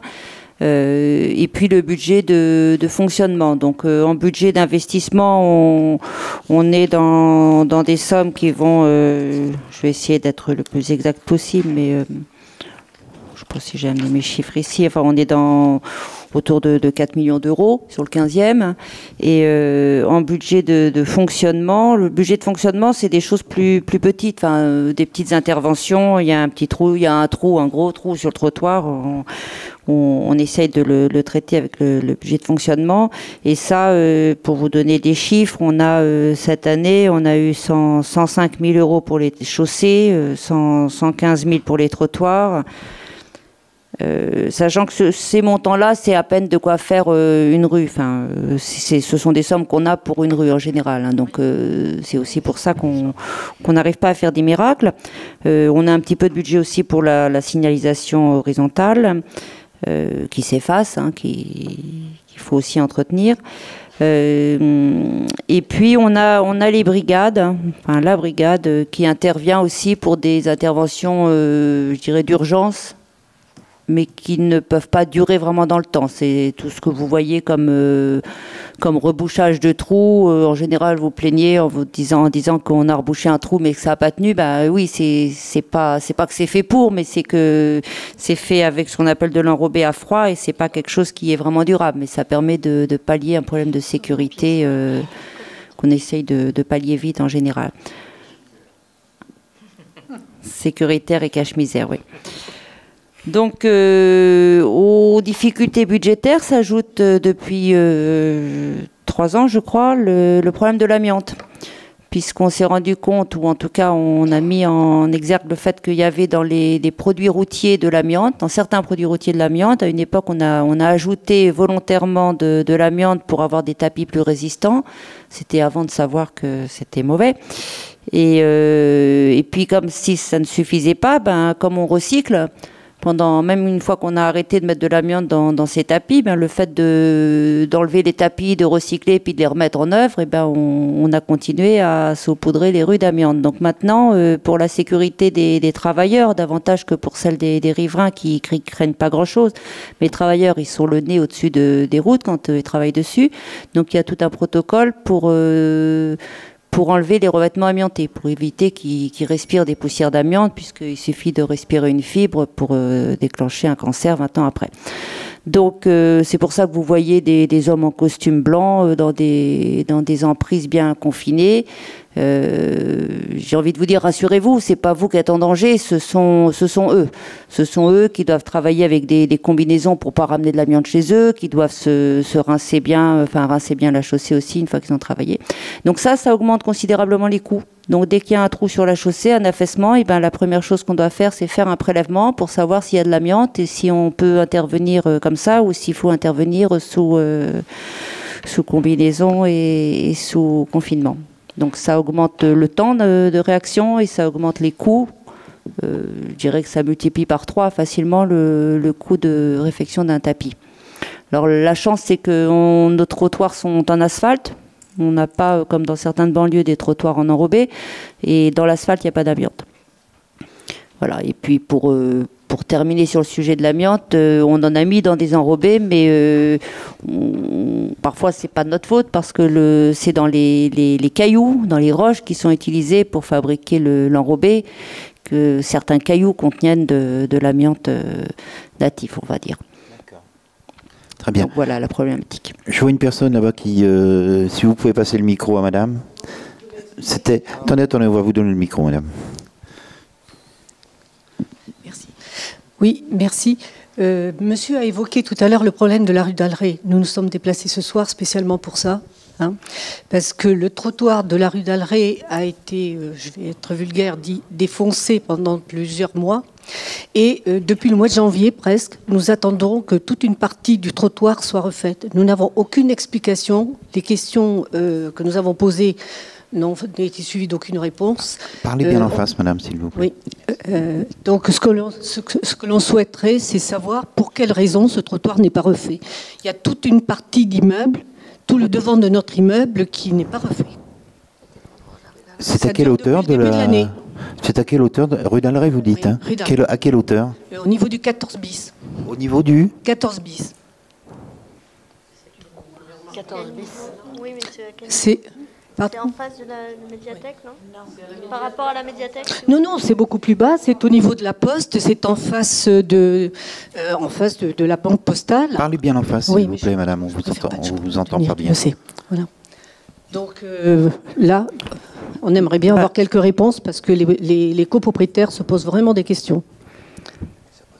Alors, en plus, c'est dangereux, hein, parce qu'il y a deux bouches de gaz qui apparaissent et il y a des personnes qui ont plus de 90 ans qui, tous les matins, utilisent ce trottoir. Quand vous parlez de ne pas refaire, parce que ça me dit rien, ça. C'est juste le macadam qui n'est pas refait ou c'est pas rebouché? Enfin, ah, c'est le macadam qui n'est pas refait. Ah, oui. C'est cimenté. Oui, d'accord. Vous avez deux bouches de gaz et sur toute la longueur de notre immeuble, c'est resté comme ça depuis des années. Alors ça c'est... Ça, c'est la chose qui m'agace le plus et qui... alors, depuis le nouveau règlement de voirie, pour que vous puissiez comprendre, alors, c'est pas une excuse que je vais donner là, pas du tout, et puis on va voir quel est le concessionnaire qui a ouvert. À une époque, il existait un système qui s'appelait le compte 2 tiers, c'est-à-dire que la ville de Paris, lorsque des concessionnaires voulaient faire des travaux, leur prenait de l'argent, mettait ça sur le compte 2 tiers, et pour refaire le macadam, parce qu'ils s'en allaient, pas comme des voleurs, mais ils s'en allaient, ils ne refaisaient pas tout. Donc, c'était la voirie qui piochait dans ce compte-là et qui, effectivement, mandatait les entreprises type Jean Lefebvre pour mettre le goudron. On va parler de goudron. Asphalte. Asphalte. C'est pas de l'enrober, heureusement, parce que sinon on serait obligé de faire la merde. Aujourd'hui, avec ce nouveau règlement de voirie, il appartient à celui qui a ouvert de tout refermer comme il faut. Et comme on leur a donné un temps. 3 mois, je crois, c'est ça? Je me trompe pas? On est à 6 le temps. Moins que ça. C'est moins que ça? Oui, c'est un mois. Et si vous voulez, ce qui se passe, c'est que, alors ces entreprises, on va prendre le cas par exemple d'une entreprise que je connais bien, mais il y en a d'autres, Enedis, on en a parlé tout à l'heure, va faire 10 tranchées. Elle va attendre de tout reboucher, même s'il y en a 5 qui sont finis avec le béton et qui pourraient être asphaltés, elle va attendre d'avoir fini les 10 pour commander à Jean Lefebvre et pour que ça lui coûte moins cher, parce qu'à chaque fois que le camion est envoyé, elle paye. Et donc souvent, ce qui se passe sur des zones comme la vôtre, il y a des loupés, parce que quand ils en ont X à faire, ils donnent la feuille de route, il y en a une qui est loupée, etc. C'est pas le cas, puisque la question a été posée aux responsables du chantier, quand ils étaient sur place, et il nous a indiqué qu'il avait reçu des instructions pour justement ne pas refaire cette partie, qu'on n'explique pas. Oui, alors, madame, les histoires des responsables de chantier sur place qui disent des choses aux gens, je ne mets pas leur parole en doute, mais si vous voulez, j'ai tellement entendu d'histoires, voilà, ça c'est aussi de la fausse barbe. Il n'y a pas aucune raison pour que l'entreprise, on lui dise de deux choses l'une, soit ils n'ont pas refermé avec le béton parce qu'ils doivent réouvrir, mais généralement on met pas le béton parce que vous avez encore la terre parce qu'il faut réouvrir derrière, ce qui arrive avec par exemple GRDF notamment, ou Enedis de temps en temps, mais à partir du moment où il y a le béton, l'asphalte doit être mis dedans, de toute façon c'est recta. Après, qu'ils viennent pas le faire, qu'ils vous disent ça pour donner une bonne excuse, etc. On va se pencher dessus, on va regarder ce que c'est que le 14 bis et de trouver qui a fait ces travaux. Les travaux ont eu lieu début de cette année ou fin d'année dernière? Début de cette année, oui. Bon. Mais c'est devant la médiathèque, le 14 bis? Non, au niveau de la Poste. C'est quand on arrive presque sur la rue de Vaugirard, c'est ça? Au carrefour de la Poste. Et ça se prolonge du côté de la rue de Vaugirard également. Vous vous souvenez, sur les panneaux de chantier, quand il y avait les chantiers devant chez vous, il n'y avait pas la signalisation, Enedis, Evesa, enfin vous vous souvenez pas de quelque chose? Je crois que c'était Enedis. Bon, on va s'en occuper. Mais excusez-moi, mais c'est très délimité. C'est-à-dire qu'on voit que ça a été arrêté sciemment. Écoutez, la longueur de l'immeuble. Madame, j'ai pas l'information là. Je vais regarder. L'asphalte a été revêtu partiellement. Ils sont arrêtés. On ne sait pas pourquoi. Sur 5 mètres. Ils sont arrêtés. Non, mais moi j'ai un peu tendance à penser ce que M. Pinet vient de vous expliquer. Hein. C'est qu'en général, l'asphalte, c'est pas la même entreprise que le béton. Ils viennent avec des camions d'asphalte et quand il n'y en a plus dans la cuve, eh ben, ils repartent. Ils ont oublié. Ils ont fait une partie de l'asphalte. Et ils sont arrêtés. On ne sait pas pourquoi. Et ils ont fait l'autre côté de la rue. Ils étaient sur place. Ils ont passé au moins 3 mois sur place. Bah je vais regarder. Si, parce qu'ils sont remontés. Non, madame, pour faire l'asphalte, ça va très vite. Hein. Oui, c'est pas 3 mois d'asphalte. Non, au niveau du creusement des trottoirs. Oui, non, mais ça a duré. Non, mais que les travaux durent 3 mois. Là, on parle de l'asphalte qui n'est pas refait sur un bout sciemment. Donc, mélangeons pas les travaux qui durent 3 mois parce qu'il y en a fait. Voilà, l'asphalte, on va regarder. Je suis incapable de vous dire, et Madame la Tournerie non plus, de vous dire pourquoi le gars s'est arrêté là. Peut-être que j'en sais rien. J'étais pas là au moment où ils l'ont fait. On va regarder. Le but, c'est même pas de trouver le pourquoi du comment. Le but, c'est que ce soit refait et que personne ne trébuche dans les bouches de gaz. Très bien. Je vois une question là. Madame lève la main. Merci. Oui, j'habite depuis très longtemps le quartier et est-ce que je ne faisais pas attention autrefois? Je trouve quand même bizarre maintenant que sur les trottoirs, il y ait des petites excroissances, comme une petite balle de golf, et c'est très dangereux. J'ai vu plein de chutes à cause de ça. Oui, alors ça c'est les cloques. Comment on l'explique? Est-ce qu'on peut y faire quelque chose? Je vais vous l'expliquer. Surtout, est-ce qu'on peut y faire quelque chose? Je vais vous l'expliquer. L'asphalte, c'est un produit étanche. C'était ce qui étanchait les jardins de Babylone. Je fais un petit peu de culture, là. Donc, c'est très étanche. Et on l'applique, en général, sur une feuille de papier parce que quand on l'applique sur du béton, pour peu que le béton soit un peu humide, parce qu'il a plu ou parce qu'il est encore frais, et ben, quand on met de l'asphalte bien chaud, ça va faire de la vapeur. On ne peut pas attendre qu'il soit sec? Ça met 28 jours à sécher. Mais on peut attendre qu'il soit sec. Non, mais dangereux, comment on fait pour l'éviter? On met du papier, ce qui s'appelle un pare-vapeur, pour qu'il y ait justement que ça soit pas adhérent au béton. Parce que s'il y a des bulles de vapeur alors, soit au moment de l'application, soit après quand il fait très chaud, parce que ça chauffe aussi l'asphalte, et ben, l'eau qui est piégée va gonfler, puis va faire gonfler l'asphalte. Donc, c'est pour ça qu'il faut jamais appliquer de l'asphalte quand il pleut. Enfin bon. Et normalement, on met un papier, un pare-vapeur. Il arrive que l'entreprise ne le mette pas. Il arrive que malgré toutes ces précautions, on ait quand même des bulles. Et soit on fait refaire, soit on vient percer les bulles, on vient les brûler ou autre. Mais quelquefois, ça apparaît 6 mois après. Et en particulier, autour du square Necker, il y a beaucoup de personnes âgées qui habitent d'un côté et de l'autre. Il y a deux sortes de foyers avec des personnes âgées. Et j'ai même vu des chutes de personnes pas âgées. Enfin, je veux dire, ça surprend. Oui, mais ça, c'est un problème qu'on connaît. Enfin, on sait l'expliquer, mais on ne sait pas toujours l'empêcher. Est-ce qu'on essaye de l'empêcher?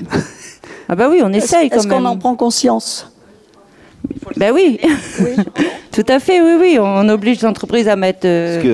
Ce que je vous engagerai à faire, madame, c'est via l'application dans ma rue, comme le disait madame la Tournerie, c'est de faire remonter cette information. Et j'habite moi-même à côté du square Necker. Je vais aller y faire un tour. Je vais relever les endroits précis où il peut y avoir de ces champignons là, de ces bulles, et je ferai passer l'information à monsieur Pinet qui fera remonter. Voilà, pour terminer le sujet, pour compléter ce que disait Madame la Tournerie, toute la difficulté, si vous voulez, c'est effectivement ces entreprises qui travaillent sur l'espace public. Elles ont un cahier des charges, on leur indique de mettre cette fameuse feuille de papier. Et puis certaines vont très vite et elles ne le mettent pas. Ça fait de l'économie et voilà. Et on arrive quelques mois après, plus tard, etc. Donc c'est pas simple travailler les entreprises de travaux publics. Devant cette école, lors des travaux d'Enedis, on a convoqué en urgence justement les responsables d'Enedis parce que l'entreprise, qui pourtant était une entreprise très connue, le bras articulé passait au-dessus de la tête des enfants et puis ils étaient en train de décharger et il y avait le camion, ils avaient bloqué au moment de l'entrée des enfants le matin à 8h30.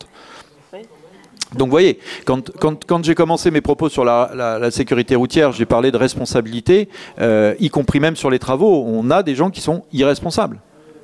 Voilà, et c'est souvent compliqué. Et voilà.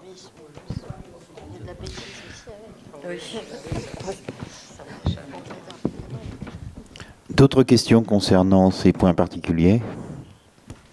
Il n'y a pas? Une remarque de Monsieur Rigaud. En fait, on va reprendre les marches exploratoires avec Enedis, puisque Monsieur Éric Etienne, c'est Éric, je pense, et de bonne composition. En fait, il faut distinguer les zones qui sont bétonnées avec du béton en arasement de l'asphalte, puisque dans ces cas-là, Enedis vous explique qu'ils vont réintervenir après coup. Alors ça peut être à 6 mois, 9 mois, puisque c'est au devant ou à proximité immédiate d'un transformateur. Ensuite, il y a effectivement les zones où vous allez avoir du béton et avec un décrochage avec l'asphalte voisin. Et ces zones doivent être recouvertes en 5 semaines théoriquement. Hein, donc ça m'a été confirmé par Monsieur Etienne, par une société prestataire de services. Alors, c'est jamais le cas. Et puis, il y a toujours l'exception qui confirme la règle. Pour avoir fait une marche exploratoire avec des conseillers de quartier sur Georges Brassens, nous avions fait tout un parcours avec Monsieur Etienne qui avait pris des photos, qui fait un rapport merveilleux. Et il y a encore des zones vers la rue de Vouillé, entre La Brouste et Castagnari, qui n'ont pas été traitées, qui ne sont pas à côté d'un transformateur. Donc effectivement, il y a beaucoup de choses qui passent au travers, c'est très dommage. Mais on est là pour veiller au grain et puis faire remonter avec vous les informations. Donc l'application dans ma rue est certainement une bonne solution. Faire venir ces responsables, c'est le responsable relations ville d'Enedis. Donc ça peut être aussi intéressant puisque eux-mêmes ont des comptes à rendre. Voilà.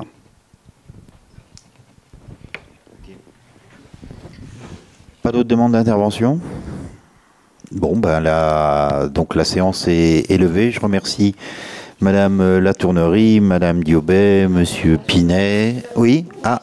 Monsieur le Président. Pardon. Ah oui, je vais vous donner une petite info.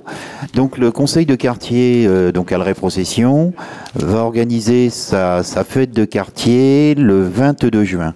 C'est de 15h à 19h30. Donc ben, je vous invite à venir en famille pour... pardon? Square Necker. Ah, c'est Square Necker. J'ai dit quoi? Rien. J'ai rien dit. C'est au Square Necker, bien évidemment. C'est pour cela. Donc... alors au programme, il y aura des poneys, il y aura des instruments à vent du conservatoire, il y aura de la danse africaine, il y aura de nombreux stands. Donc je vous invite à venir nous rendre visite. En fait, il y avait un troisième point à l'ordre du jour. Alors, je ne sais pas si ça concerne le public qui est encore dans cette salle, mais nous avions été interrogés sur l'état d'avancement du chantier des bains-douches Castagnari. Certains s'inquiétaient de la tenue du chantier. Alors, aujourd'hui, compte tenu du timing, mais c'est effectivement, normalement, ce sujet devait être traité en 5 minutes. Et donc, il était difficile d'inviter Monsieur Romain Barret, le directeur général d'Axitis, qui est venu vous présenter ce projet à plusieurs reprises. Et nous nous sommes contentés de lui écrire pour lui renvoyer les questions qui nous avaient été posées par des habitants. Alors, à propos de la bonne tenue du chantier, qui parfois, effectivement, laissait à désirer, je tiens à préciser que mon collègue Jean-Yves Pinet, qui est adjoint à la sécurité routière et à la sécurité civile, mais aussi à la propreté, Monsieur Éric Péqueux, qui fait partie de la DVD, qui est chargé de secteur, et moi-même, adjoint de quartier, sommes intervenus à plusieurs reprises sur ce chantier, parce que celui-ci était effectivement mal tenu, ne respectait pas forcément les règles de chantier. Il y avait des panneaux qui n'étaient pas mis en place et que les accès n'étaient pas forcément sécurisés. Alors, ensuite, quelques points d'avancement sur ce chantier. Alors, à propos de l'opération urbaine, peut-être certains l'ont oublié, je vous rappelle que celle-ci consiste à restructurer les anciens bains-douches Castagnari pour réaliser des logements en co-living pour 50 étudiants et des jeunes salariés. Par ailleurs, une partie du bâtiment historique a été conservée, vous l'avez observé. Il s'agit du bâtiment donnant sur la place du Général Monclar, qui indéniablement est un marqueur pour ce quartier et qu'il fallait absolument conserver. C'est le cas. Cette partie historique est toujours en cours de restructuration. Elle sera dédiée au coworking pour des start-upers, des salariés indépendants et des professions libérales. Il y aura aussi un studio de répétition pour les musiciens du quartier. Alors, on peut imaginer que ce dispositif va contribuer à redynamiser le secteur. À propos des questions qui nous ont été adressées par des riverains, l'une concerne la végétalisation des balcons et des façades. Monsieur Barret nous répond que l'entretien des plantes vertes en pot sur les balcons sera assuré par les occupants, donc les locataires, mais celui de la façade et du jardin qu'il va être mis en place entre les deux bâtiments, le bâtiment historique et le nouveau bâtiment, fera l'objet d'un contrat d'entretien. Ces riverains se sont inquiétés de la hauteur des bâtiments et des ombres portées par le nouveau bâtiment qui est un R+8. 8 étages. À propos de la hauteur du bâtiment en construction, ce bâtiment comporte 8 étages et M. Barret précise qu'il est de même hauteur que les murs pignons aveugles. Souvenez-vous, il y avait des murs pignons qui étaient plutôt lépreux, qui existaient auparavant et que les immeubles voisins, il est accolé sur un immeuble R+8. Peut-être que les immeubles qui sont à l'entrée de la rue Georges Pitard et de la rue Castagnari, qui font l'angle, sont peut-être des R+7. Ensuite, à propos de... Alors, M. Barret rappelle que les façades sur rue de ce nouveau bâtiment sont étroites, sa société ayant décidé de limiter considérablement le nombre de mètres carrés construits par rapport à ce qui était possible au plan local d'urbanisme de Paris. Donc vous avez remarqué qu'il y a un bâtiment, puis un jardin, puis le bâtiment historique. Il aurait pu, s'il avait souhaité, densifier davantage et réaliser des studios pour beaucoup plus de 50 personnes. À propos de l'avancement du chantier concernant le bâtiment historique, donc celui qui est en briques, le chantier de ravalement et de couverture est achevé. Au mois d'avril, les fenêtres ont été changées et un mur rideau en vis-à-vis du nouveau bâtiment a été posé. Et pour conclure, M. Barret nous informe qu'une étape plus difficile d'environ 3 semaines aura lieu courant juin. Il s'agira d'excaver la terre du chantier entre les deux bâtiments pour la remplacer par des terres végétales. Donc, M. Barret nous informe et vous remercie de votre compréhension pour la gêne qui sera de toute évidence occasionnée. Enfin, la livraison définitive du programme est toujours maintenue autour du mois de septembre prochain. Voilà.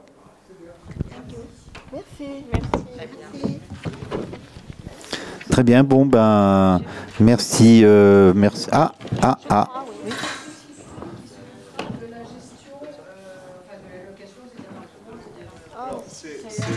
Axitis est un bailleur, ils vont gérer en direct. Axitis. Voilà, et M. Barret, en fait, ce programme, parce que moi je suis adjoint de quartier depuis le mois d'octobre et j'ai dû assister à une réunion pour suppléer mon collègue Shervin Jaleni. De toute évidence, ce projet qui faisait partie d'un appel à concours Réinventer Paris 1 vous a été présenté à plusieurs reprises. Lors de ma présence, M. Barret est venu 2 fois présenter ce programme. Peut-être tout le monde n'a pas été attentif, mais a laissé ses coordonnées. Le site internet existe. En allant sur Contact, vous avez la possibilité de lui écrire. Et j'ai eu l'occasion, dans le cadre de réunions de chantier, parce que je me suis déplacé sur place, de rencontrer à plusieurs occasions M. Barret, qui est très disponible. Alors, il admet que le chantier, à une période, a été mal tenu. Il explique, alors c'est peut-être une réponse un peu diplomatique, il y avait des bennes de rotation, des problèmes de rotation de bennes avec un prestataire qui n'était pas à la hauteur. Et effectivement, après plusieurs procès-verbaux, eh bien, la situation a été grandement nettoyée, grandement améliorée, puisque tout le site avait été nettoyé d'une façon impeccable. Alors, il y a peut-être maintenant un peu de laisser-aller de temps en temps, mais nous y passons et veillons au grain, voilà. Merci. Très bien. Bon, merci. Merci tout le monde. Merci au public, merci aux conseillers, merci à tout le monde. Et rendez-vous le 22 juin, donc au Square Necker, bien évidemment.